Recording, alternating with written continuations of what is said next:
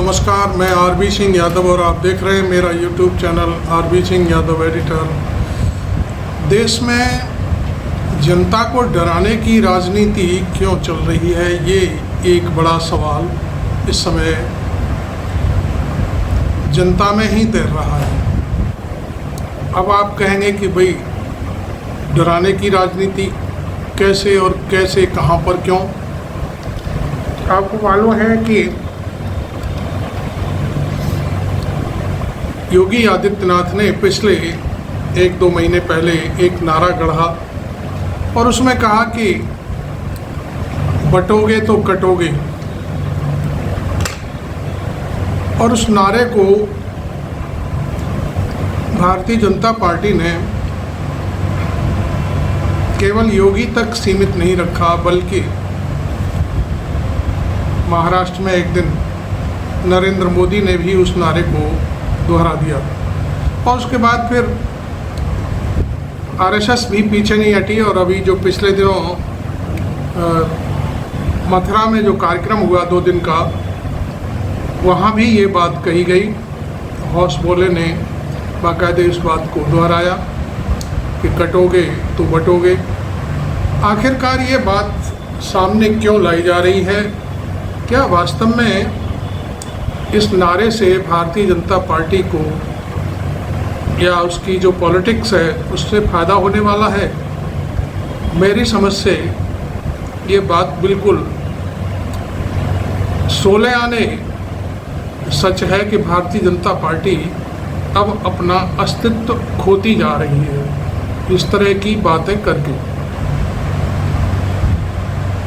देखिए, हम पूरा एक इतिहास उठा कर के देखें भारतीय जनता पार्टी का पिछले 11 साल का, तो उसमें 17 में भ्रष्टाचार को लेकर के भारतीय जनता पार्टी राजनीति में आ गई और भ्रष्टाचार कहीं कोई साबित नहीं हुआ।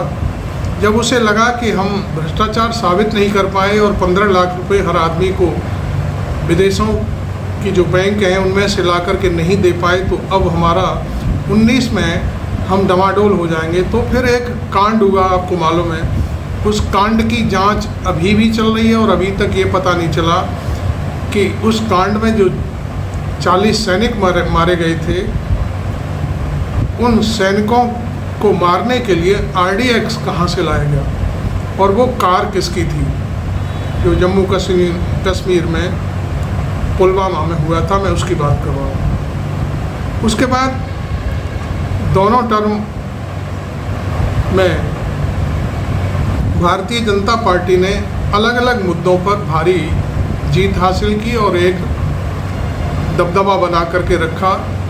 उसकी पॉलिटिक्स जो थी, उसने सोचा कि 2024 में भी हम इसी तरह से कोई न कोई फंडा निकाल लेंगे, लेकिन भारतीय जनता पार्टी ने इस बात पर बिल्कुल गौर नहीं किया कि उसके जो नेता कुछ बड़बोले टाइप जो नरेंद्र मोदी की गुडविल में हमेशा बने रहना चाहते हैं, उन्होंने इस तरह के बयान देने शुरू कर दिए जो भारतीय जनता पार्टी को पूरी तरह से डैमेज कर गए। वो बयान क्या थे? अयोध्या का जो सांसद था वो खुलेआम कह रहा था संसद में इतना बहुमत दे दो कि हम आरक्षण को हटा दें। अनंत कुमार था कर्नाटक साइड से, उसने भी ऐसा बयान दिया।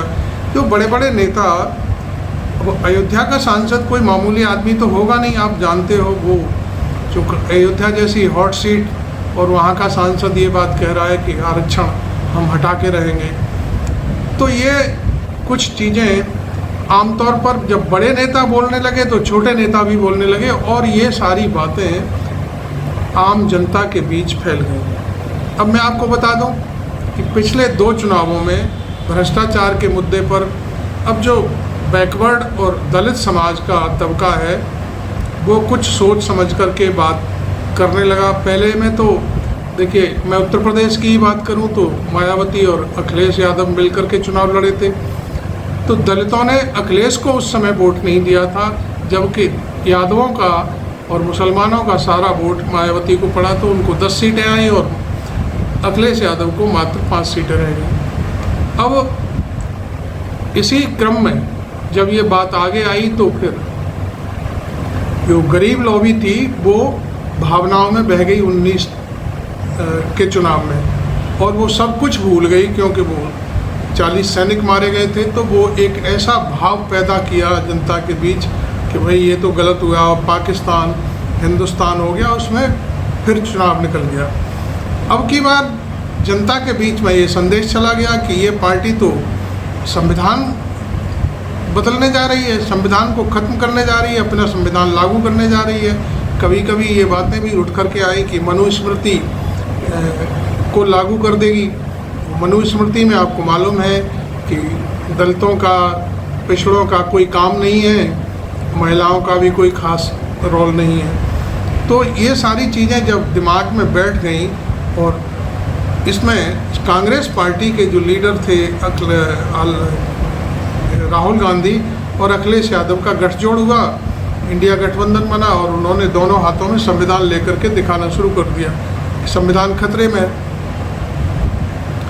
तो दलितों को खास तौर पर मैं समझता हूँ पिछड़ा वर्ग का काफ़ी मात्रा में वोट जो अखिलेश यादव के साथ था, और दलितों ने भी फिर वो अपनी जो बात थी अयोध्या और दक्षिण भारत का, वो अनंत कुमार का जो बयान थे उनको लेकर के वो घर कर गई बात, और उन्होंने भी जम करके उत्तर प्रदेश में समाजवादी पार्टी को और कांग्रेस को वोट दिया, और मायावती को पूरी तरह से एक बगल खड़ा कर दिया, और एक भी सीट नहीं आई। मायावती के बारे में लोग, आपको मालूम ही है कि मायावती पूरी तरह से इस समय भारतीय जनता पार्टी के चंगुल में है।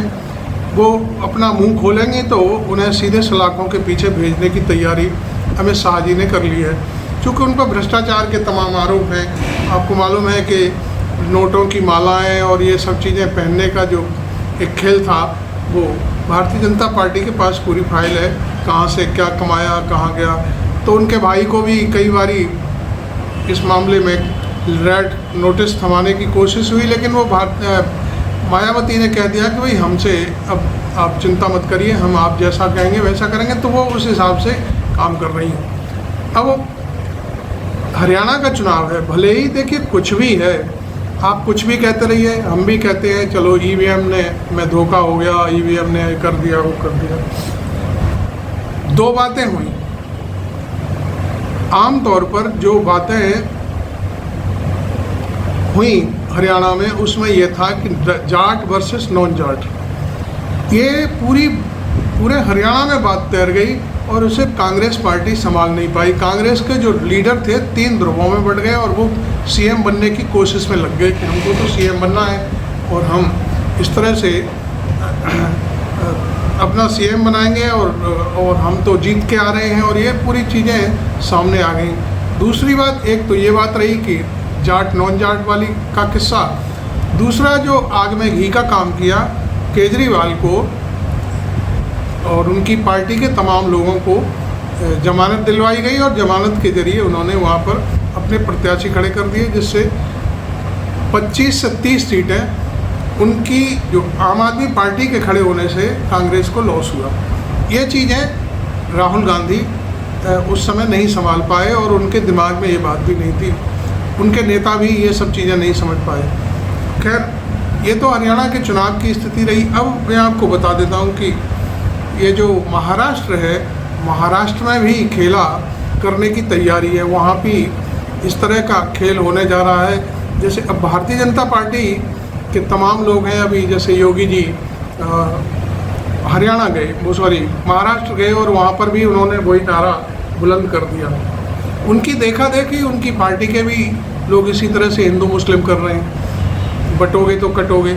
लेकिन मैं आपको एक बात बता दूं कि जो तमाम विश्लेषक हैं, अब जैसे हम आमतौर पर हम अभय दुबे प्रोफेसर हैं, उनको हम फॉलो करते हैं, और हम उन्हें मानते भी हैं कि उनकी जो तासीर है बोलने की, एनालिसिस की, वो बहुत काबिल तारीफ़ है। और उनको मैं अभी एक चैनल पर सुन रहा था, तो उन्होंने ये बात बिल्कुल क्लियर की कि बटोगे और कटोगे का नारा जो दिया जा रहा है, उससे भारतीय जनता पार्टी को भारी नुकसान होने वाला है। एक बात तो उन्होंने ये कही। दूसरी बात उन्होंने ये कहा कि प्रधानमंत्री नरेंद्र मोदी को इन सब चीज़ों से अलग रखा जा रहा है। हरियाणा में भी 2-1 रैली करी और उसके बाद अब इसी टाइप से महाराष्ट्र में भी इस तरह की एक आपसी जो कहानी है वो चल रही है। उसके पीछे एक बात मैं जो सोचता हूँ वो ये है कि अभी नरेंद्र मोदी अब तक जो सभाएं करके जनता से वोट मांगते थे और वो हमेशा राष्ट्रीय बात करते थे, प्रदेश की और उसकी बात प्रदेश लेवल की जो जनता की बातें वो कभी नहीं करते। तो उन्होंने ये सारा जो अपना बोलने का ढर्रा है, बोलने की तो ताकत या कहें स्पेस अमित शाह को दे रखा है। अमित शाह इस समय पूरी फॉर्म में है और वो महाराष्ट्र में पूरी कमान संभाले हुए हैं भारतीय जनता पार्टी को। अमित शाह को वहाँ पर किसी पर भरोसा नहीं है। अमित शाह चूँकि एक तरह से अमित शाह बहुत कुछ करना चाहते हैं, उन्होंने किया भी है। जब 2014 के बाद जब वो पार्टी के अध्यक्ष बने उससे पहले उन्हें यूपी की कमान सौंपी गई थी, आपको मालूम है, यूपी के इंचार्ज थे और उन्होंने वो सारी सीटें योगी आदित्यनाथ की झोली में डाल दी और वो चीफ मिनिस्टर बन गए। हालांकि उस समय मनोज सिन्हा बनना चाहते थे, लेकिन योगी ने थोड़ा सा अपने आंखें दिखाई, आंखें तरेरी, तो वो किसी की नहीं चली और उनको लगा कि भाई योगी यदि अलग थलग हो गए तो बहुत कुछ गड़बड़ हो जाएगा। तो ये सारी चीज़ें थी। हालांकि अब इस समय जो स्पेस है, प्रधानमंत्री ने अपना स्पेस अमित शाह को दे रखा है। आप देख रहे होंगे एक चीज़ मैं आपको क्लियर कर दूं, ये मेरा अपना एनालिसिस है कि वर्तमान में ये जो नारेबाजी हो रही है, एक तो कावड़ को लेकर के नारेबाजी हुई, दुकानों पर नेम प्लेट लगाओ, अब ये नारेबाजी हो रही है कि बटोगे तो कटोगे। इसके बाद से योगी आदित्यनाथ की जो स्थिति है, मैं सामाजिक दृष्टिकोण से बात कर रहा हूँ, भारी कमज़ोर हुई है। और पहले जो मेरे कई मित्र हैं, मैं आपको बताऊँ, भारतीय जनता पार्टी में कई आरएसएस में भी है, अब वो लोग मोदी के बाद योगी का नाम नहीं लेते। ये बात आपको सोचनी होगी। ये बात तब चल रही थी जब हरियाणा को लेकर के बातें हो रही थी कि हरियाणा यदि भारतीय जनता पार्टी रिपीट नहीं कर पाई तो फिर मोदी और शाह की कुर्सी खतरे में पड़ जाएगी। लेकिन वहाँ बहुत भारी बहुमत से उन्होंने सरकार बना ली और उसके बाद से सारी जो बाजी है वो पलट गई। अब स्थिति यह है कि योगी खुद को पार्टी पर या ये कहें कि अपने अगला जो कदम है उनका पीएम बनने का, उसकी तरफ भारी झटपटाहट है। तो वो कभी कुछ बोलते हैं, कभी कुछ बोलते हैं। आज भी शायद उन्होंने ऐसा कुछ बोल दिया कि उस सनातन को जो कोई नुकसान पहुंचाएगा वो या उसको गलत निगाह से देखेगा तो वो बच नहीं पाएगा। तो ये एक जो देखिए, अब मैं आपको पैरेलल अमित शाह और योगी के बारे कुछ भाषण के बारे में बताऊंगा। योगी इस समय बड़े घमंड के रूप में या ये कहें कि गुस्से में हर भाषण दे रहे हैं। यदि आप प्रधानमंत्री की लाइन में हैं और देश का बड़ा नेता बनना चाहते हैं तो ये सारी गुस्से और जो जातिवाद और धर्मवाद है आपको छोड़ना पड़ेगा।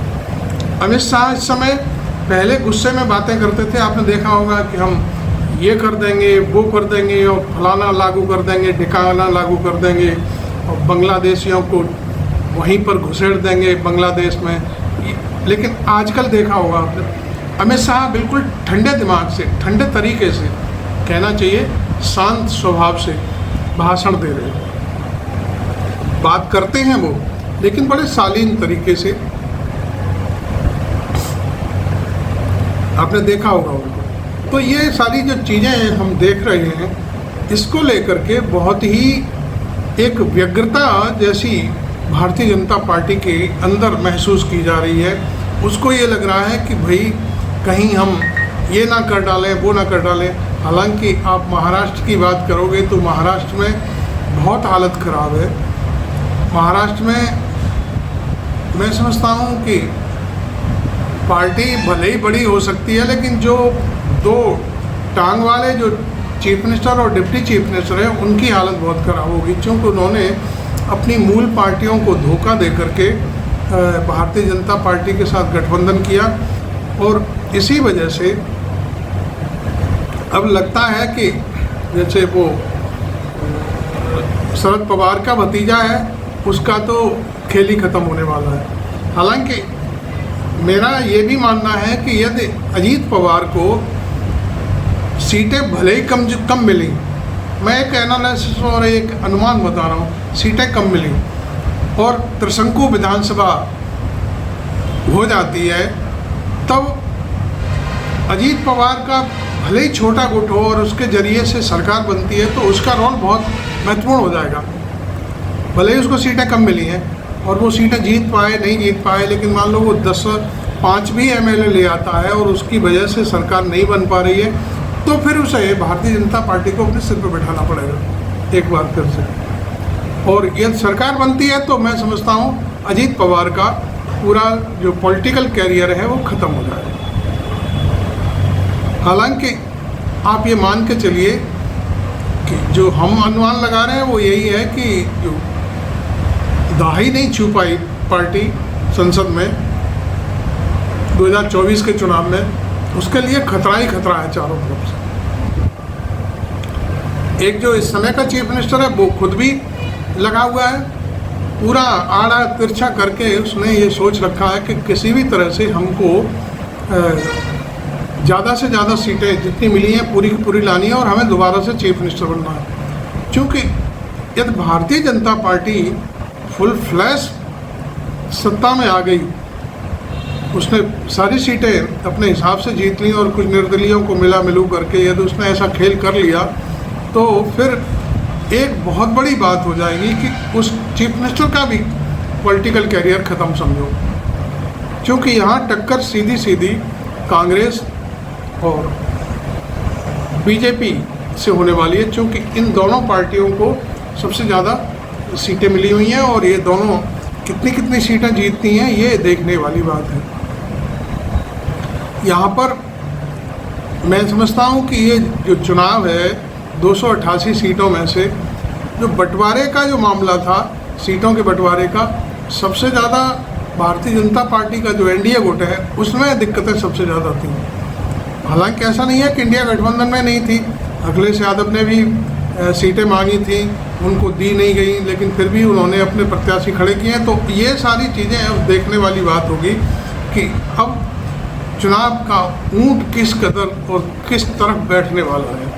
तो मैं ये आज का जो एनालिसिस था मेरा वो यही था कि जो योगी आदित्यनाथ ने अपना जो खेल खेला है, हिंदू मुस्लिम कार्ड एक बार खेलने की कोशिश कर रही है, उस नारे की वजह से भारतीय जनता पार्टी हम समझते हैं कि नुकसान की ओर जाने वाली है।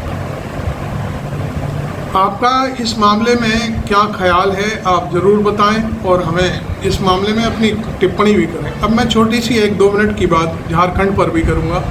झारखंड में भी टक्कर, ये नहीं हम कह सकते कि भारतीय जनता पार्टी वहाँ टक्कर में नहीं है, टक्कर में है पूरी तरह से। लेकिन जो ये शिबू सोरेन के बेटे जो हेमंत सोरेन हैं, उनकी गिरफ्तारी जो भारतीय जनता पार्टी ने कराई और बाद में वो केस हाई कोर्ट में जाकर के वो डिसमिस हुआ, वो केस की वजह से भारतीय जनता पार्टी की जो समाज है आदिवासियों का, उसमें बहुत किरकिरी हुई है। आपको मालूम है कि लगभग 14 सीटों का एक गुट है झारखंड में। उन सीटों में से एक भी सीट नहीं जीत पाई। 3 सीटें तो कांग्रेस ने जीती थी पिछली बारी और 11 सीटें झारखंड मुक्ति मोर्चा ने जीती थी। तो अभी भी मोदी ने उसी इलाके में जाकर के कई सभाएं भी की हैं, कुछ काम किया है। अब वो काम किस कदर कहाँ पर क्या काम आएगा ये हम कुछ नहीं कह सकते, क्योंकि हेमंत सोरेन की जो गिरफ्तारी है वो बिल्कुल सिर चढ़ कर के बोल रही है। चंपई सोरेन और सीता सोरेन जो हेमंत की भाभी है, इनके भी शायद कोई टके उठने वाले नहीं हैं। सब जनता सब समझती है, जानती है कि वो ये दगाबाज लोग हैं। जब झारखंड मुक्ति मोर्चा जैसी पार्टी जो उनकी अपनी खुद की पार्टी थी उसे छोड़ करके जा सकते हैं, तो ये किसी के सगे नहीं होंगे। तो यही चीज़ मैं आपके सामने रखना चाहता था।